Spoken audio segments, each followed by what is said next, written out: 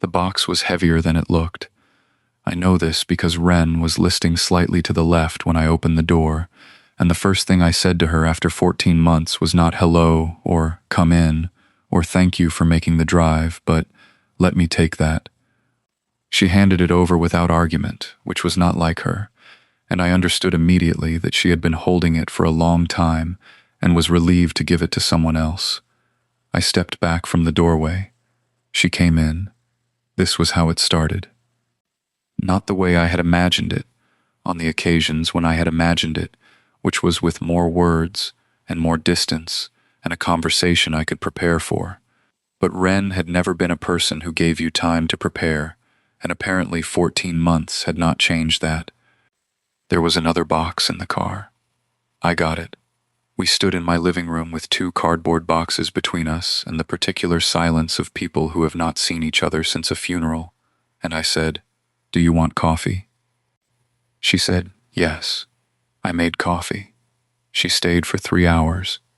I should tell you about Claire first. My wife Claire was 34 years old when she died. Pancreatic cancer, found late, the kind that moves fast and gives you enough time to understand what's happening but not enough time to feel ready. We had 8 months from diagnosis to the end, which was more than some people get and less than it felt like we needed. She and Wren had been friends since they were 9 years old, which was longer than Claire and I had known each other by 12 years. They had grown up 3 houses apart in Knoxville, gone to the same high school, chosen different colleges, and come back to each other immediately after. When I met Claire at 27, Wren was already a fact of her life, the way her laugh was a fact, and her habit of reading the last page of a book first was a fact, something that had been there before me and would be there regardless. I liked Wren. I want to be clear about that. There had never been anything complicated between us, no tension, no friction. She was Claire's person in a way that was separate from being my anything, and that had always been fine. But when Claire died, something had happened that I had not known how to address. Wren had disappeared. Not literally. She had been at the hospital. She had been at the funeral. She had brought food to the house in the first 2 weeks with the mechanical regularity of someone following a protocol she had assigned herself. And then, around week 3, the food had stopped, and the texts had stopped, and Wren had stopped. I had told myself I understood. She was grieving too. People grieve differently. Some people need to pull away before they can come back. But 14 months had gone by, and she had not come back. Until today, with 2 cardboard boxes and a listing posture in my doorway.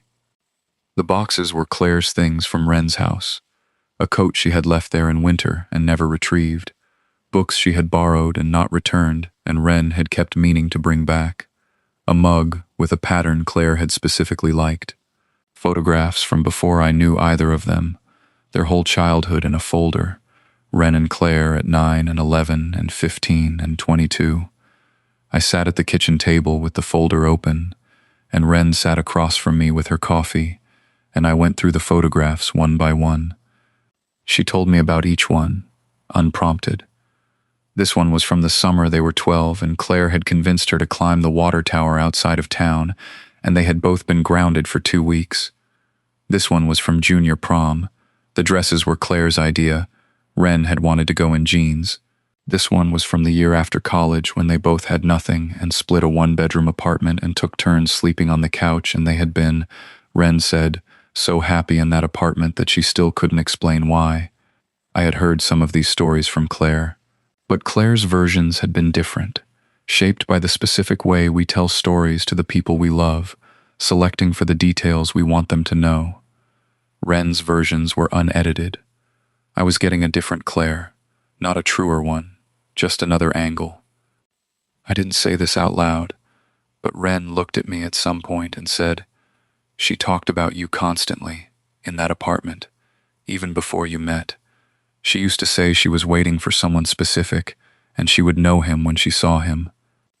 I looked at the photograph in my hand. "She never told me that," I said. "She wouldn't have," Wren said. "She would have thought it sounded too want." She paused.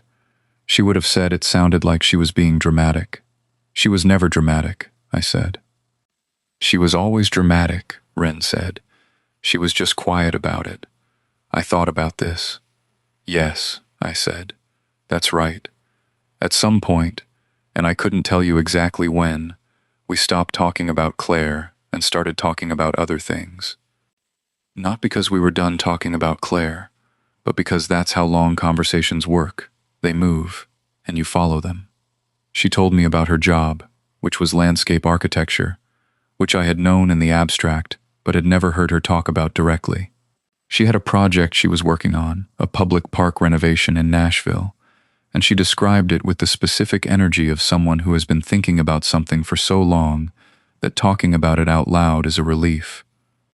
I told her about the hardware store, which I had taken over from my father 8 years ago, and which was either the best or worst decision I had ever made, depending on the week. She asked questions that were specific and practical, and that told me she had been listening the way some people listen, not waiting for her turn to speak, but actually taking things in. I made more coffee. She didn't mention leaving. I didn't mention it either. At some point, she walked around the living room, looking at things the way people do when they have been somewhere before, under different circumstances, and are taking inventory of what has changed. She stopped at the shelf where Claire's photograph was, the one from our second anniversary, Claire laughing at something just out of frame. She stood there for a long moment. I let her. I couldn't come back, she said, without turning around. After. I kept meaning to, and I couldn't figure out how. I know, I said. I wasn't. She stopped. It wasn't about you. I want you to know that. It wasn't that I didn't want to. I just... Wren, I said. She turned. I know, I said again. She looked at me. I don't think you do, she said. I don't think I can explain it. You don't have to explain it, I said. You're here now. She looked at the photograph. She looked at me. She would have had an opinion about this, she said. About what? About me not coming back for 14 months and then showing up with boxes. She smiled, slightly, the particular smile of someone thinking about a specific person. She would have told me I was being dramatic, I said.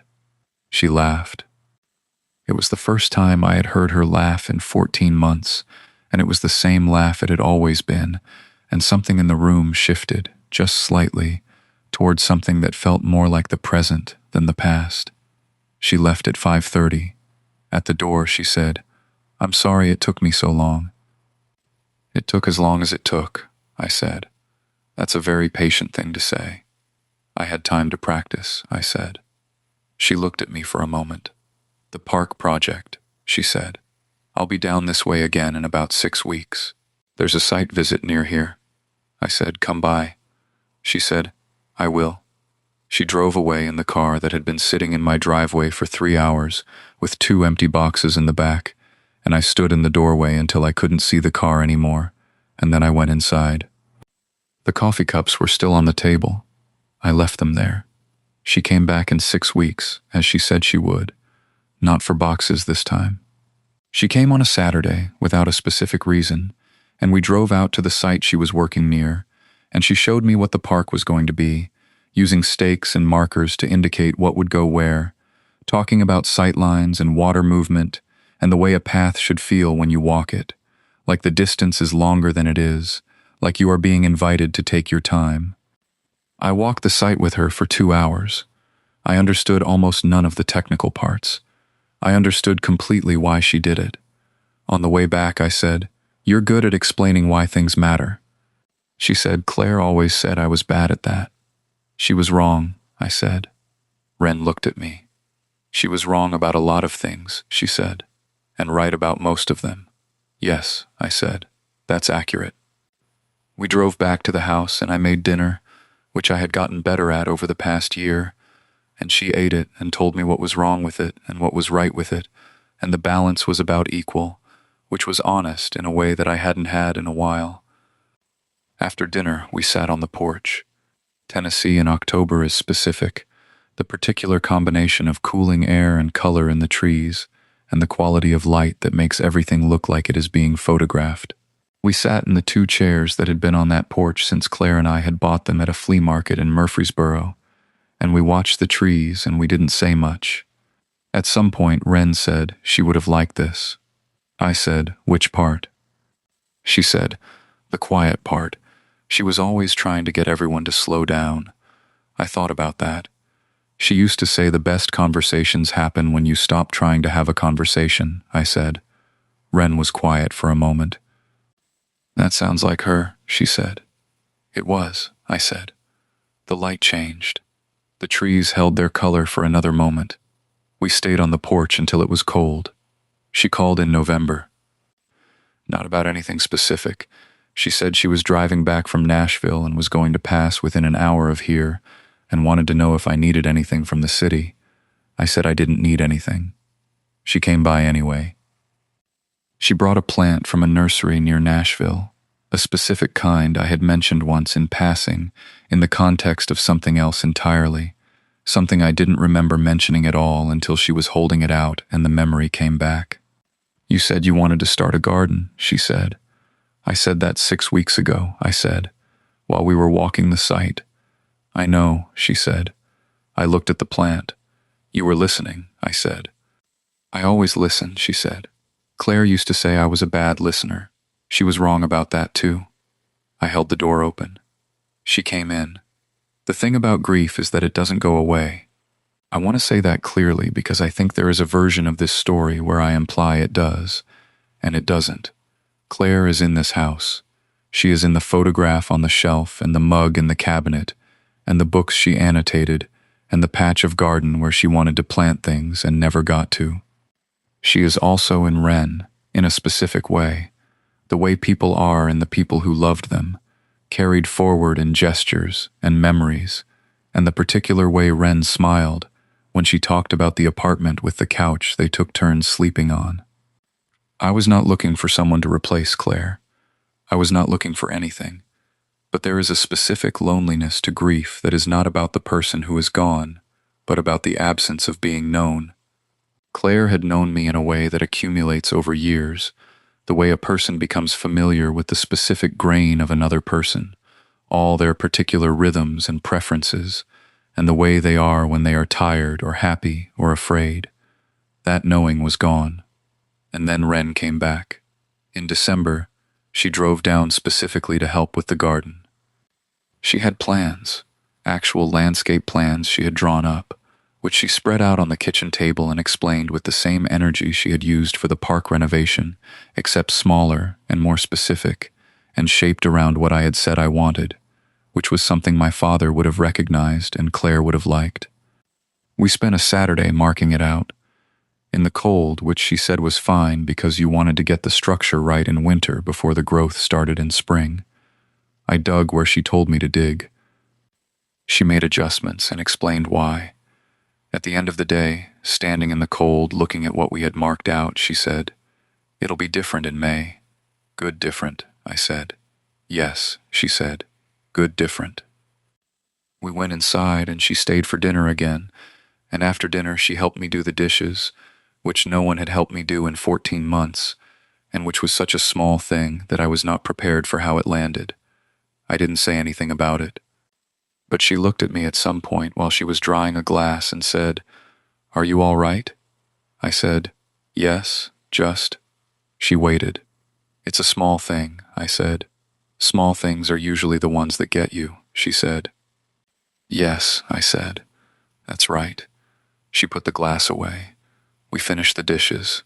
She told me in February that she had put in for a transfer to the Nashville office. Not because of me. She said this directly, because Wren was always direct. The Nashville office had a project she wanted to lead, and the opportunity made sense professionally, and she had been thinking about it for a while. But she also said, "It means I'd be closer." I said, "That would be good." She looked at me. "Daniel," she said. "Wren," I said.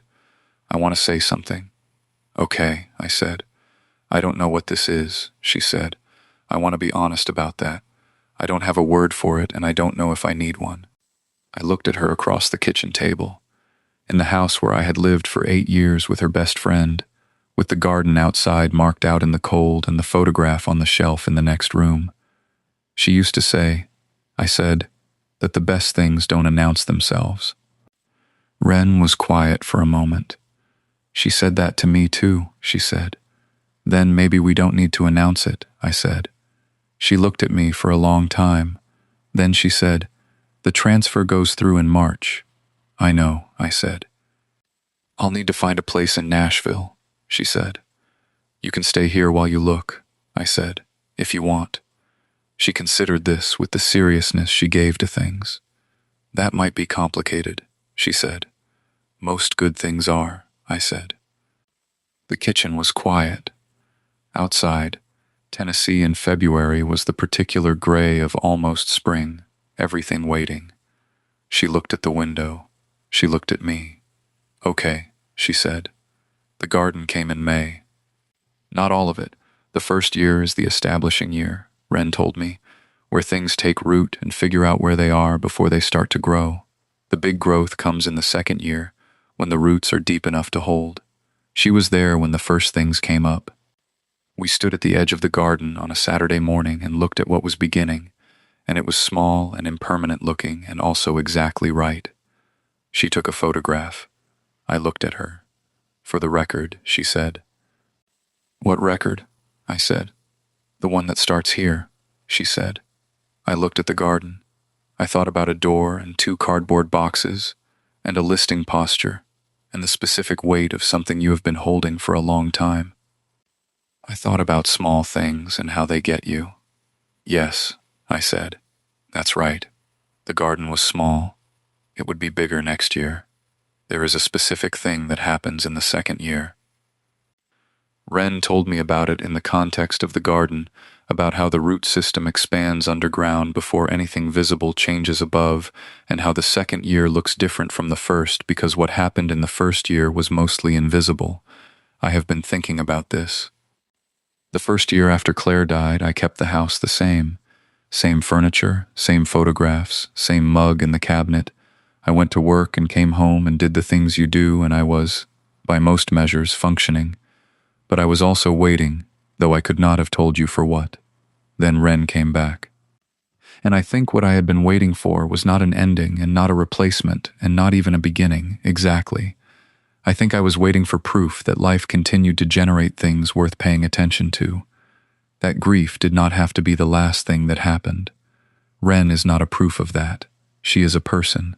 But she arrived at a moment when I needed to understand that the door still opened, and she was standing there with 2 heavy boxes, and I said, "Let me take that." And she handed them over, and came in. I don't know what the word is for what we are. Wren is right that we don't have one. But the garden is in its second year now, and the roots are deep enough to hold, and she is here on Saturday mornings, and she still tells me what is wrong and what is right about my cooking in approximately equal measure, and we still sit on the porch when the light is good. Yesterday she found one of Claire's annotations in a book. She sat with it for a long time. Then she showed me. It was a sentence Claire had underlined, the kind of thing she was always underlining, and next to it in her handwriting was a single word. Yes, just that. Wren said. She would have liked this. I said, "Which part?" She said, "All of it." I think she was right. I think Claire would have had strong opinions about the garden plan, and several specific criticisms of my coffee, and at least one thing to say about the chair placement on the porch. I think she would have said, in the particular way she had of saying things she was being dramatic about quietly, "This is what I wanted for you. Not a replacement. Just a door that kept opening, and someone worth letting in."